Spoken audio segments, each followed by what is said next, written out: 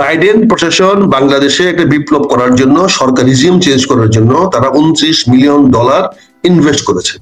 $30 million তারা invest যখন করেছে, তাহলে এই টাকাটা তারা নিতে হবে না বাংলাদেশ থেকে। $30 মিলিয়ন মানে হলো প্রায় $290 কোটি। সেখানে তারা তো এই ডিলটা তারা নিতে হবে, এখানে অস্ত্র একটা বাজার তৈরি করতে হবে, তাহলে তো এখানে অস্ত্র বিক্রি করতে পারবে, সে টাকাটা নিয়ে যাবে। যেখানে আমরা আমাদের পরবর্তী পদক্ষেপ কি হবে এটা সিদ্ধান্ত নিতে পারছি না, যেখানে আমাদের রাজনৈতিক ঐক্যমত তৈরি হচ্ছে, ভেঙে যাচ্ছে এরকম পরিবেশে, সেখানে ঘন ঘন Pakistani general, Pakistan navy, Pakistan air force এর আগমন, এটাও তো ভারতের প্রতি এক ধরনের নয়, সরাসরি উস্কানি। এই সরাসরি উস্কানি দিলে ভারত তো বসে থাকবে না, ভারত তো তার পাল্টা ব্যবস্থা গ্রহণ করবে। এই পাল্টা ব্যবস্থা গ্রহণ করলে তখন কি হবে? এই তিনটা দেশের সেনা বিন্যাস গুলো দেখেন। আমি যদি পশ্চিম থেকে শুরু করি, তাহলে ভারতের 6.5 লক্ষ থেকে 7 লক্ষ সেনা সদস্য আছে বিভিন্ন বাহিনী নিয়ে, সেখানে ভারতের আছে 14 লক্ষ, আর বাংলাদেশ আছে 1.5 লক্ষের মতো। তাহলে বাংলাদেশ পাকিস্তান মিলে যদি আমরা একসঙ্গে হই, আমাদের তো 7 লাখ 8 লাখের বেশি হচ্ছে না। তাহলে সেখানে আমরা কি করে 14 লক্ষের বিরুদ্ধে যুদ্ধ করতে যাবেন? পাকিস্তানের মতো একটা থার্ড গ্রেড রাষ্ট্রের সঙ্গে বন্ধুত্ব করা আমাদের জন্য মানায় না। পাকিস্তান এমন কোন রাষ্ট্র না যে তার সঙ্গে আমার বন্ধুত্ব করতে হবে। এটা তৃতীয় শ্রেণীর রাষ্ট্র, যে রাষ্ট্রে আজ পর্যন্ত কোনো সিস্টেম পালন করতে পারে নাই, যেখানে নিয়ম নীতি নাই, কেউ কাউকে মানে না, যেখানে একের পর এক সামরিক শাসন চলতেই আছে, ওরকম একটি দেশের সঙ্গে আমরা বন্ধুত্ব করতে পারি না। যুদ্ধ করেছিলাম পাকিস্তান সেনা বাহিনীকে এই দেশ থেকে তাড়ানোর জন্য, আর কোনো কিছু করার জন্য নয়। আমরা বাংলাদেশের রাষ্ট্র প্রতিষ্ঠা করার জন্য, আমরা আপনাদের স্বপ্ন দেখার জন্য করি নাই।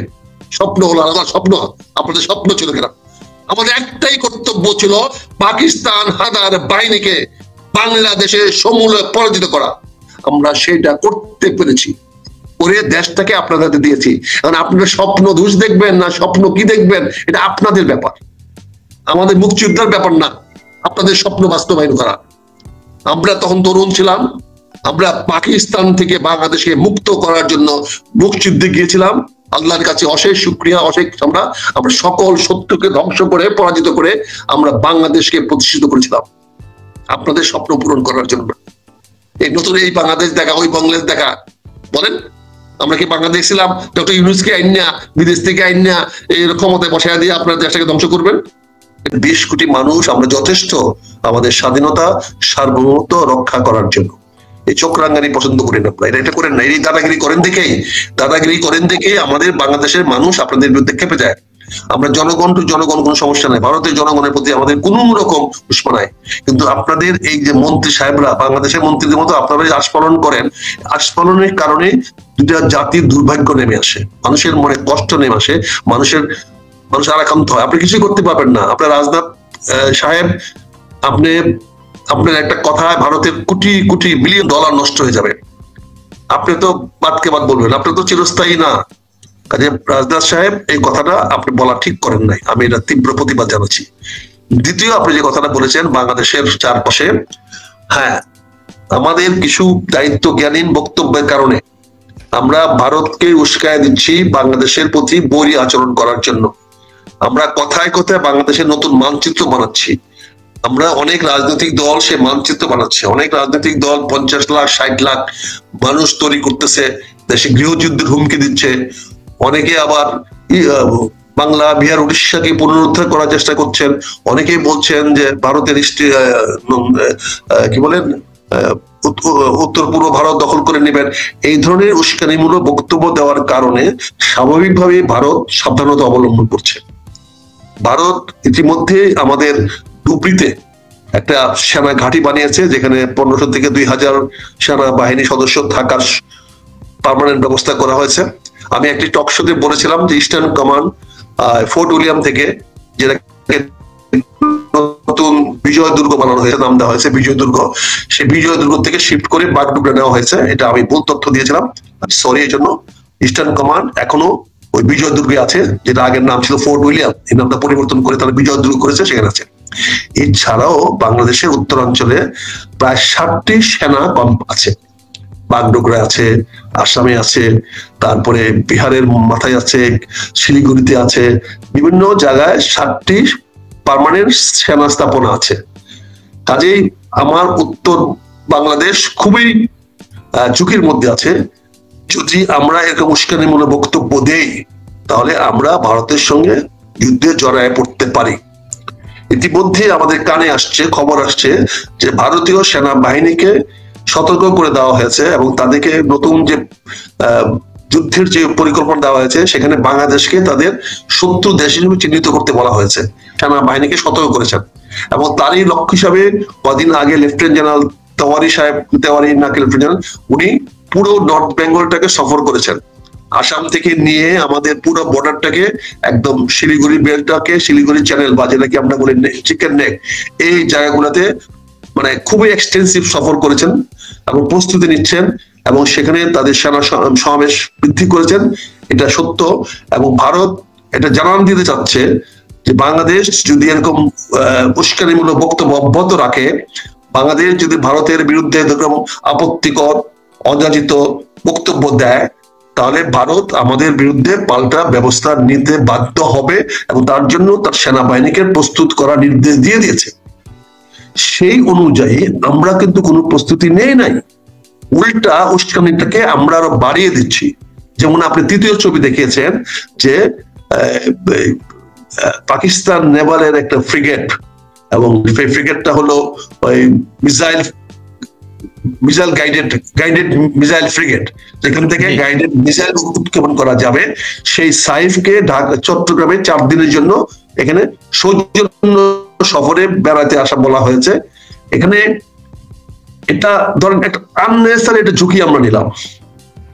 এখন এটা বে অফ বেঙ্গল দিয়ে আমার কোস্টে আসছে, তাদের 2টা দেশে হোস্টাইল, আরাকান আর্মি আছে ওদিকে, সেটা ইন্ডিয়ান হোস্টাইল, আরাকান আর্মি দখল করেছে মায়ানমারের অঞ্চলগুলো, আর ভারত তো হোস্টাইল পাকিস্তানে আছে। এখানে যদি কোন সাবোটেজ কেউ করে, তার দায় দায়িত্ব তো বাংলাদেশের উপর পড়তে হবে। এই সময় এই মুহূর্তে যখন আমরা একটা আভ্যন্তরীণ ক্রাইসিসের মধ্যে আছি, আমরা রাজনৈতিক বন্দোবস্ত নিয়ে আমরা একটা বিতর্কের মধ্যে আছি, যেখানে আমরা আমাদের পরবর্তী পদক্ষেপ কি হবে এটা সিদ্ধান্ত নিতে পারছি না, যেখানে আমাদের রাজনৈতিক ঐক্যমত তৈরি হচ্ছে, ভেঙে যাচ্ছে এরকম পরিবেশে, সেখানে ঘন ঘন পাকিস্তানি জেনারেল, পাকিস্তান নেভি, পাকিস্তান এয়ারফোর্সের আগমন, এটাও তো ভারতের প্রতি এক ধরনের নয়, সরাসরি উস্কানি। এই সরাসরি উস্কানি দিলে ভারত তো বসে থাকবে না, ভারত তো তার পাল্টা ব্যবস্থা গ্রহণ করবে। এই পাল্টা ব্যবস্থা গ্রহণ করলে তখন কি হবে? আজকে যদি বাংলাদেশের মাটি থেকে পাকিস্তান ইন্ডিয়াকে আক্রমণ করা হবে, এই ধরনের বক্তব্য তো লাহোরে ইসলামাবাদে বিভিন্ন জঙ্গি গোষ্ঠী প্রকাশ্যে ঘোষণা দিচ্ছে। তারা পাকিস্তানে বসে থাকে, কি করে ঘোষণা দেয় যে পূর্ব পাকিস্তান থেকে, তারা বাংলাদেশও বলছে না, তারা বলছে পূর্ব পাকিস্তান থেকে ভারতকে আক্রমণ করা হবে। এই বক্তব্যটা কি 71 এর আগের বক্তব্যটাকে রিপিট করছে কিনা আমি জানি না। 71 এর আগের বক্তব্যটা যদি আবার পুনরায় বলে তাহলে এটা ঠিক আছে বলেছে, কিন্তু যদি এটা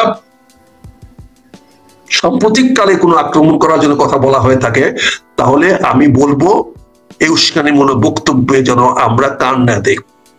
আর মরবো তো আমরা, পাকিস্তানের তো মরবে না। এখানে ভারতের সঙ্গে যদি এইখানে কোনো যুদ্ধ বাঁধে, যে যুদ্ধে তো আমাদের ভারতের সঙ্গে তো আমাদের কোনো জমি নিয়ে কোনো গন্ডগোল নাই, এটা আধিপত্য নিয়ে গন্ডগোল আছে। আধিপত্যবাদ ঠেকানোর জন্য তো, ভারতীয় আধিপত্যবাদ, হিন্দুত্ব আধিপত্যবাদ ঠেকানোর জন্য আমাকে তো ভারতকে আক্রমণ করতে হবে না, ভারতের সঙ্গে যুদ্ধ করতে হবে না।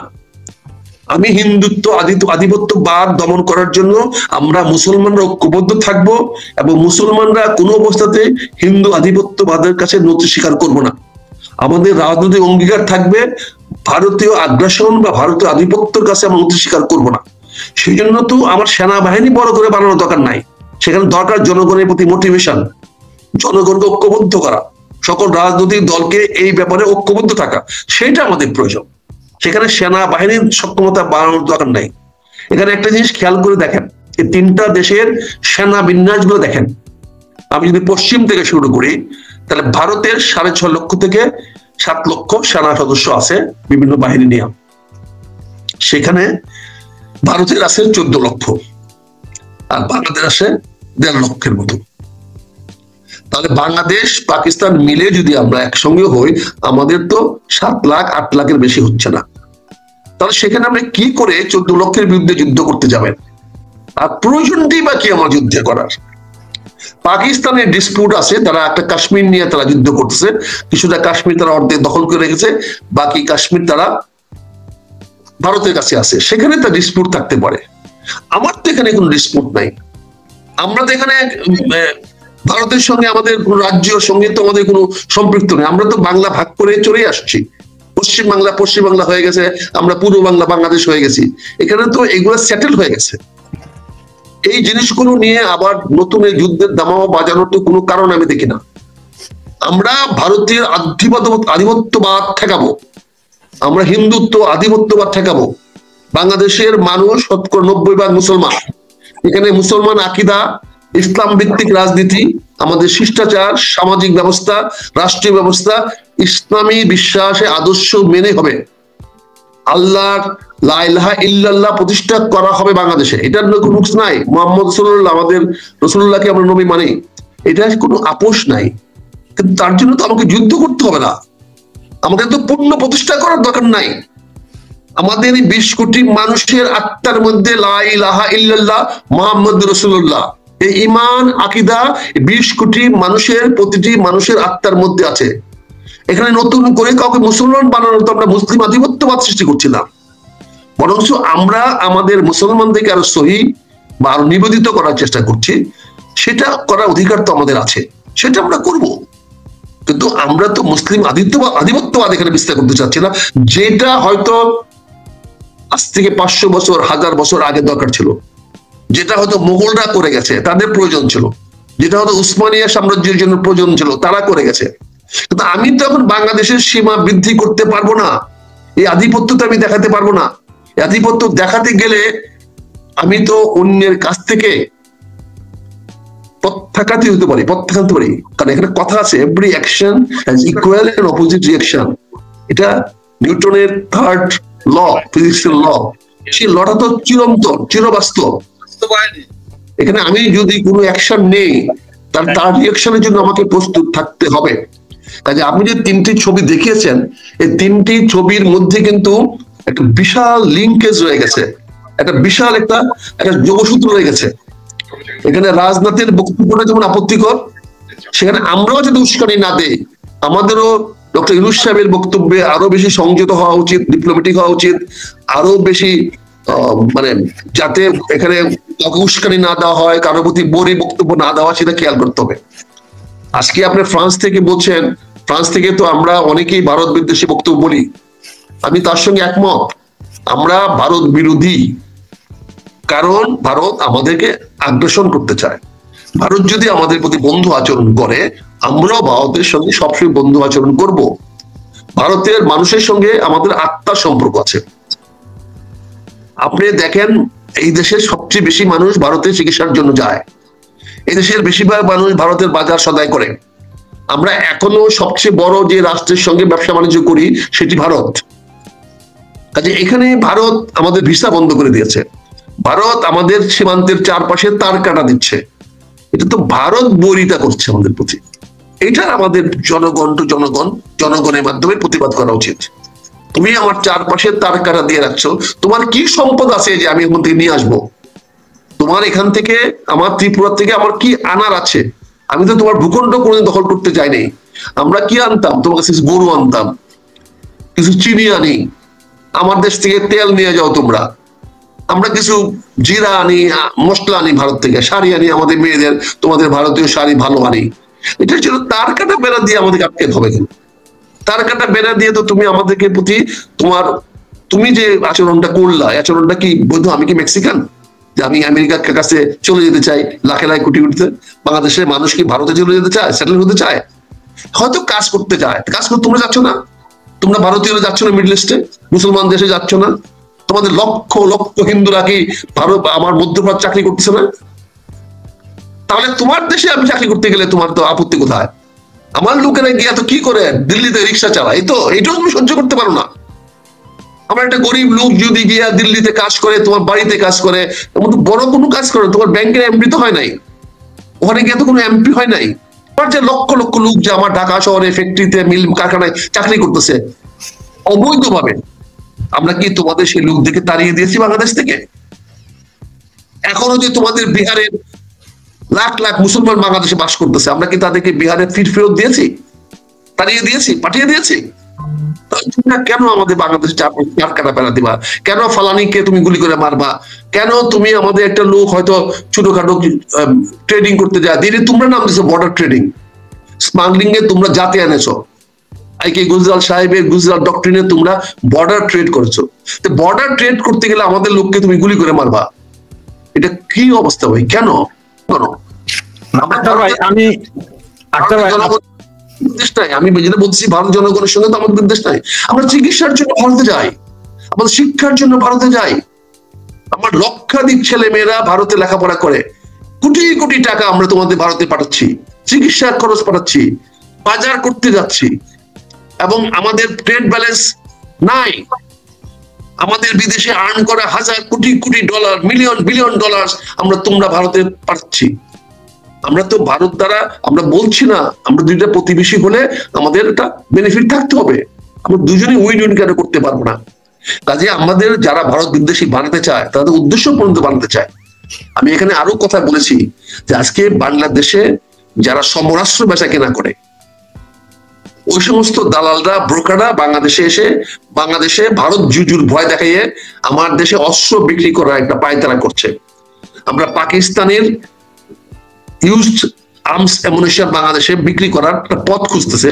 এখানে যদি টেনশন তৈরি করা হয়, এখানে যদি ভারত বিদ্বেষী একটা পরিবেশ সৃষ্টি করা যায়, তাহলে আমাকে অস্ত্র কিনতে হবে।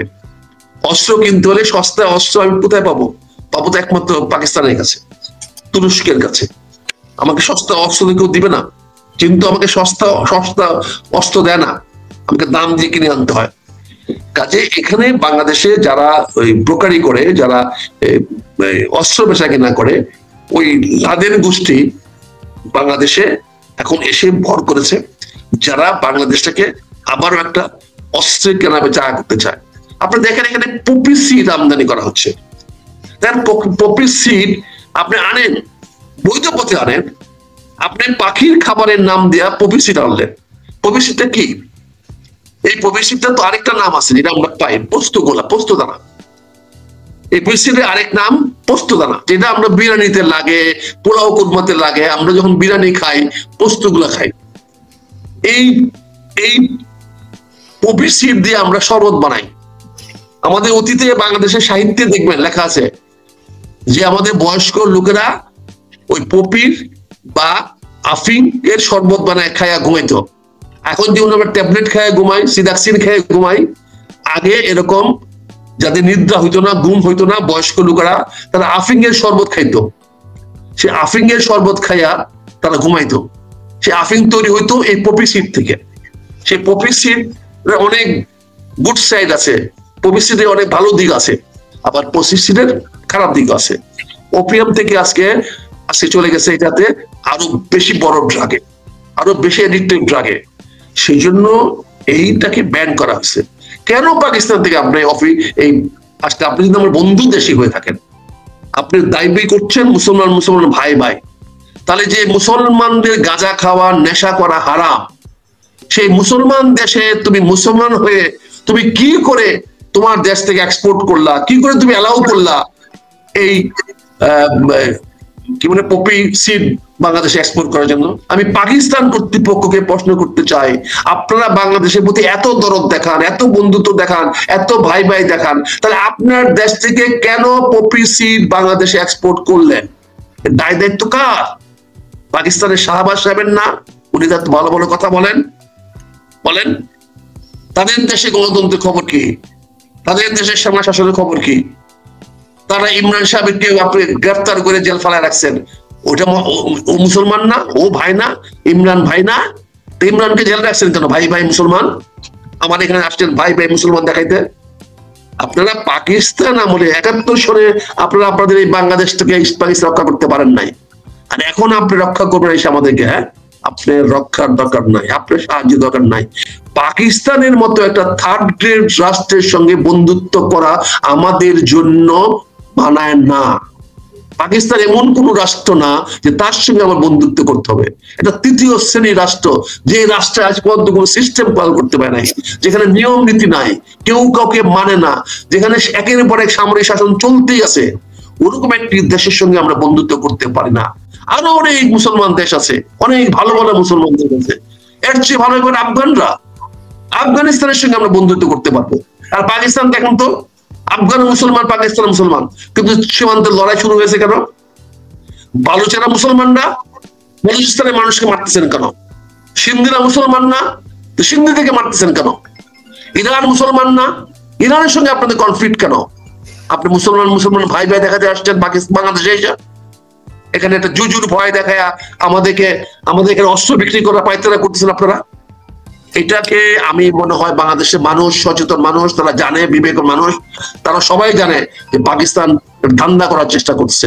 বাঙালিরা একটা ছোট্ট প্রশ্ন আপনার কাছে, বাংলাদেশের মানুষ সচেতন, বাংলাদেশ মানুষ এটা হতে দিবে না, কাজে যুদ্ধ এখানে হবে না। আপনি বললেন যে সস্তায় অস্ত্র, পাকিস্তান টার্কি এরা কি অস্ত্র বানায় যে আমাদেরকে সস্তায় অস্ত্র দিবে? আপনি এই জিনিসটা আসলে বুঝি নাই আমি, যে সস্তার অস্ত্র দিবে মানে অস্ত্র তিনটা গ্রেড আছে, first, second grade, third grade. যে কোনো অস্ত্র যখন ফ্যাক্টরিতে বাইরে হয় সেটাকে ফার্স্ট গ্রেড অস্ত্র বলা হয়। সেই অস্ত্রটা যখন কোনো একটি রাষ্ট্র ব্যবহার করার পরে 2, 4, 5, 10 বছর পরে নতুন অস্ত্র কিনতে যায়, তখন তার পুরনো অস্ত্রগুলোকে ফেলে দিতে হয়, কিন্তু সেই অস্ত্রগুলো অকেজ হয়ে যায় না। আপনি দেখেন যে কোনো লোকের বাড়িতে একটা পিস্তল বা গান থাকলে এটা বাপ দাদার থেকে চলতে থাকে। দাদা বন্দুক কিনে গেছিল, সেটা তার ছেলে করছে, এখন নাতি করতেছে। তো অস্ত্রগুলো এমনভাবে বানানো হয় যেটা যুগে যুগে থাকে।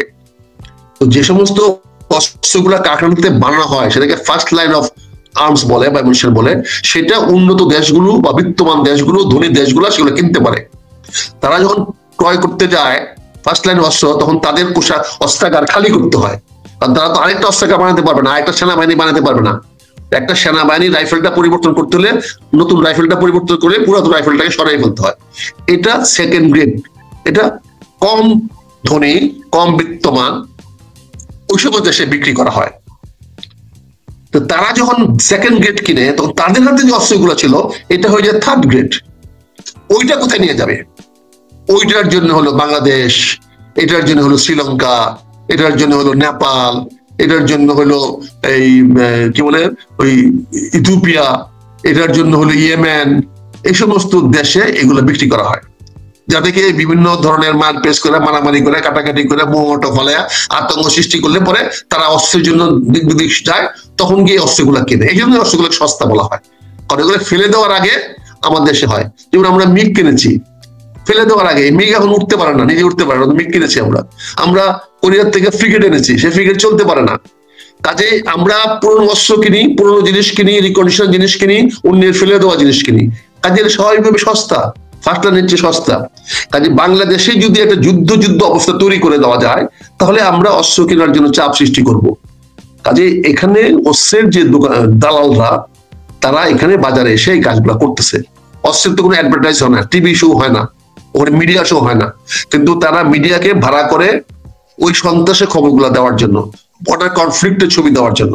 বর্ডার কনফ্লিক্টের ছবিগুলো ছাপাইলে, টেলিভিশনে দেখাইলে, আপনাদের টক শোতে আনলে অস্ত্র কেনার একটা কজ অফ অ্যাকশন তৈরি হয়, নোটশিট তৈরি করা, ইনিশিয়েটিভ তৈরি হয়। এটা পরে ক্যাবিনেটে যায়, টাকা পয়সা আসে, বাজেট আসে, কিনে। কিন্তু এই জন্য একটা ওয়ারের পিকচার তৈরি করতে হয়, একটা কনফ্লিক্টিং নিউজ দিতে হয়, সেই নিউজগুলো মিডিয়ার মাধ্যমে হয়। সেইটা আবার রাজনীতিবিদরা, আমাদের মতো রাজনীতিবিদরা পিক আপ করে আমরা অ্যানিং করবো, রাজনাথের মতো বলবো, হুঁশিয়ারি করবো। রাজনাথ তো একটা মাফিয়া, ও তো ওই দেশের জন্য জনসাধারণের প্রিয় নেতা তো না। তারাও তো যুদ্ধ বাজাইয়া দিয়া অস্ত্র কিনতে চায়, তারাও তো মার্কিন যুক্তরাষ্ট্রের সঙ্গে অস্ত্র কেনার জন্য তারা একটি ডিফেন্স ফ্রেম চুক্তি করেছে। যখন চুক্তি করেছে, তখন তারাও তো নতুন সমরাস্ত্র কিনবে। তারা সেই সমরাস্ত্রগুলো কোথায় নিয়ে যাবে? হয় একটা যুদ্ধ বাধা গুলি করে এগুলা কনজিউম করে ফেলবে, কদিন গুলি করবে, বর্ডারের সীমান্তে গুলি করে গুলিগুলো খালি করবে, নতুন গুলি আবার নিয়ে আসবে। এটা তো পুরনো খেলা রে ভাই। এখন তো কেউ কারো রাজ্য দখল করার সময় দিন চলে গেছে। একমাত্র রাশিয়াই শুরু করেছে রাজ্য দখল করার রাজনীতি। এখন তো রাজ্য দখল না, এখন যুদ্ধ খেলে যুদ্ধ খেলা বন্ধ করে অস্ত্র কোম্পানিগুলোকে তাদের অস্ত্র কোম্পানি চালু রাখার জন্য ব্যবস্থা করার নামই হলো বর্তমানে বর্ডার কনফ্লিক্ট। বর্ডার কনফ্লিক্ট গুলো হয় 2 দিন 3 দিন 5 দিন ব্যাপী যুদ্ধ করা হয় পুরনো অস্ত্রগুলাকে ব্যয় করে দিয়ে নতুন অস্ত্র কেনার জন্য। এখানে কেউ কারো দখলের জন্য হয় না। বর্ডার কনফ্লিক্ট যেহেতু রাজনাথ সিং এর কথাটাই উঠলো, এটা হচ্ছে যে গত বছর এই আগস্টের 7 তারিখে আমাদের প্রধান উপদেষ্টা উনি প্রথমে এখানে এপিতে একটা দিছিলেন, স্পিচ দিছিলেন। ওখানে উনি বলছিলেন যে এই 7 সিস্টার অক্ষত থাকবে না উনি। এরপরে বাংলাদেশে আসার পরে এগুলো নিয়ে কথা চলছে, ভারত কিন্তু তখনও কিছু বলে নাই। আপনি 1 মাস আগে আমাদের পুলিশ প্রধান উনি বলছেন ভারত যদি যুদ্ধ করতে চায় আমরা প্রস্তুত। এরপরে একজন নেতা তো আমেরিকাতে যে 50 লাখ আমাদের আছে, লোক আছে গেরিলা, আমরা গাজবাতুল হিন্দ করব। এরপরেই কিন্তু রাজনাথ সিং তারা এইভাবে আস্তে আস্তে বলা শুরু করলেন। আসলে এই যে এই ঝামেলাটার উৎপত্তিটা কারা করলো মূলত আপনার কি মনে হয়? না, উৎপত্তিটা তো আমি প্রথমেই বলেছি, উস্কানিমূলক বক্তব্য আমরা শুরু করেছি, কিন্তু তারপরেও আমি মনে করি রাজনাথ সিং এর ভাষাটা ঠিক হয়নি। উনি একজন ওইভাবে জবাবটা ওনার দেশের লোকদেরকে সস্তা, এটা তো উনি চেষ্টা করেছে পশ্চিম বাংলার লোকদের খুশি করার জন্য। যুদ্ধটা যদি হয়, গন্ডগোলটা হয়, মারামারি কাটাকাটি হয়, তাহলে তো হবে পশ্চিমবঙ্গের মানুষের সঙ্গে আমাদের গন্ডগোল হবে, মারামারি কাটাকাটি হবে। কাজে পশ্চিমবঙ্গের লোকদেরকে সন্তুষ্ট করার কথাটা বলেছে, সেই জন্য রাজনাথ সিং এর কথাটা বলা ঠিক হয় নাই। আমি তো আমার ডক্টর ইউনূসের পক্ষে ডিফেন্ড করতেছিলাম। আমি তো আমার নেতা যেটা নিউ ইয়র্কে বলেছেন 50 লক্ষ লোক রেডি আছে, জং করেঙ্গা, যুদ্ধ করেঙ্গা। জং তো দেখতেছি আমরা কি হয়েছে, জং তো আমরা জীবন ভরে ভাড়াটা খাচ্ছি।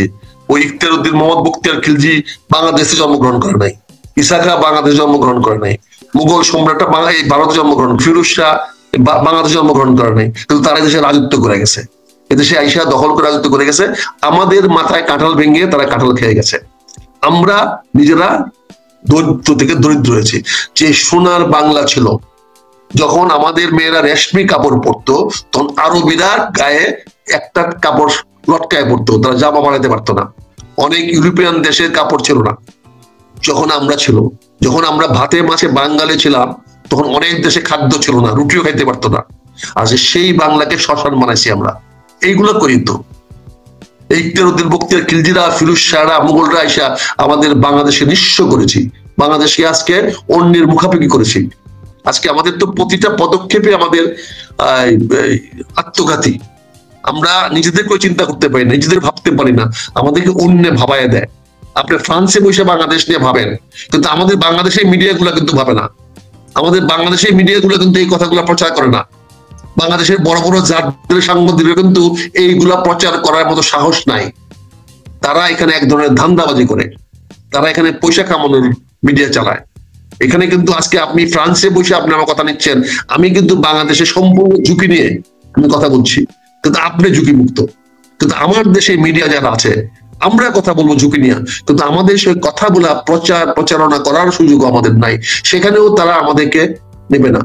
চামচাগিরি করলে, আচ্ছা চাটুকারিতা করলে দেখবেন আমাদের এখানে আমাদের মিডিয়াতে সবার আগে নিয়ে যাবে। কাজে এখানে আমি বলতে চাই যে কথাটা, সেটা হচ্ছে আমাদের বড় ক্রাইসিস লিডারশিপের, নেতৃত্বের। এই নেতৃত্বের কারণে আমরা এই ধরনের কি বলে কথা বলতে পারি, এই ধরনের আস্ফালন করতে পারি, এই জন্য দায়িত্ব জ্ঞানী বলতে পারি। লিডারশিপ যদি আমাদের মধ্যে থাকতো তাহলে আমরা এই ধরনের কথা বলতে পারতাম না। আপনি একজন বীর মুক্তিযোদ্ধা, স্যালুট আপনাকে। আমরা গত 54 বছরও ভারতের সাথে অনেক, আপনার বিএনপি ছিল, আওয়ামী লীগ ছিল, এরশাদ ছিল, জাতীয় পার্টি ছিল, অনেকেই ছিল। এই পরিস্থিতি কিন্তু কখনো হয় নাই। হঠাৎ করে এই পরিস্থিতি গত 14 মাসে এত কি আমাদের হয়ে গেল যে আমরা কি শক্তিশালী হলাম? 7 সিস্টারকে আমরা আসলে নিয়ে নিতে পারবো মনে করে আমার দেশে? আপনি একটা সিম্পল জিনিস বুঝেন না। বাইডেন প্রশাসন বাংলাদেশে একটা বিপ্লব করার জন্য, সরকারিজম চেঞ্জ করার জন্য তারা $29 মিলিয়ন ইনভেস্ট করেছে। $29 মিলিয়ন তারা ইনভেস্ট যখন করেছে, তাহলে এই টাকাটা তারা নিতে হবে না বাংলাদেশ থেকে? $29 মিলিয়ন মানে হলো প্রায় ধরেন কত, 100 টাকা করে হলো মানে 290 কোটি ডলার। তো সেখানে তারা তো এই ডিলটা নিতে হবে, এখানে অস্ত্র একটা বাজার তৈরি করতে হবে, তাহলে তো এখানে অস্ত্র বিক্রি করতে পারবে, সে টাকাটা নিয়ে যাবে। আপনি দেখেন না, এখানে বলা হচ্ছে তারা $1 বিলিয়ন সয়াবিন তেল তারা আমেরিকানরা বাংলাদেশকে বিক্রি করবে। $1 বিলিয়ন মানে হলো 1,25,000 কোটি টাকা। যেখানে বাংলাদেশের বাৎসরিক বাজেট হলো 5 লক্ষ কোটি টাকা, সেখানে আমরা শুধু সয়াবিন তেল কিনতেছি 1,25,000 কোটি টাকার সয়াবিন আমেরিকা থেকে। অথচ আমাদের আশেপাশে আরো কম দামে আমরা সেই টাকাটা কিনতে পারতাম। অর্থাৎ $1 বিলিয়ন মানে 1,000 মিলিয়ন আমাকে দিয়েছে 29 মিলিয়ন। $1,000 মিলিয়ন 10% যদি হয় তাহলে তো 100 মিলিয়ন হয়। 100 মিলিয়ন টাকা তো সে নিয়ে গেল গা এই এক সয়াবিন তেল বিক্রি করে। এই সয়াবিন তেল বিক্রি করে তো $29 মিলিয়ন দিয়েছিল রিজিয়ম চেঞ্জের জন্য, আর এই সয়াবিন তেল বিক্রি করে আমাদের কাছ থেকে নিয়ে গেল গা $100 মিলিয়ন বর্ধিত লাভ। কারণ প্রায় 30% বেশি দাম দিয়ে এই সরিষাগুলা এই সয়াবিন গুলো আমরা কিনতেছি। এটা তো আমরা আমাদের জনগণকে বুঝাতে পারতেছি না, কারণ জনগণের তো আমাদের লেভেল অফ শিক্ষার অবস্থানটা, গ্রহণযোগ্য অবস্থানটা তো এত মানে অ্যাডাপ্টেবিলিটি তো আমাদের কম, আমরা পারতেছি না, যার ফলে আমাদের মাথায় কাঁঠাল ভেঙে খাওয়া সহজ হচ্ছে। এরকম যদি একটা দুইটা অস্ত্রের ডিল হতে পারে, যদি এরকম $1-2 বিলিয়ন অস্ত্র বিক্রি করা যদি বাংলাদেশে ডিল হতে পারে, তাহলে তো সোনায় সুহাগা। কাজে সকল এই বাজারে এখন এই অস্ত্রের দালালরা করার চেষ্টা করছে। কাজে আমি আপনাকে বলছি, দায়িত্ব জ্ঞানী নেতৃত্ব সবসময় জাতির জন্য সর্বনাশ বয়ে আনে। আজকে আমাদের এই দায়িত্ব জ্ঞানী নেতাদের সমাবেশ হয়েছে। বাংলাদেশে এখন A to Z যতগুলো নেতা প্রতিদিন লাফাচ্ছে, চিৎকার করছে, রাজনৈতিক কর্মকাণ্ড দেখাচ্ছে, এগুলা সবগুলা হলো ওই পর্যায়ের।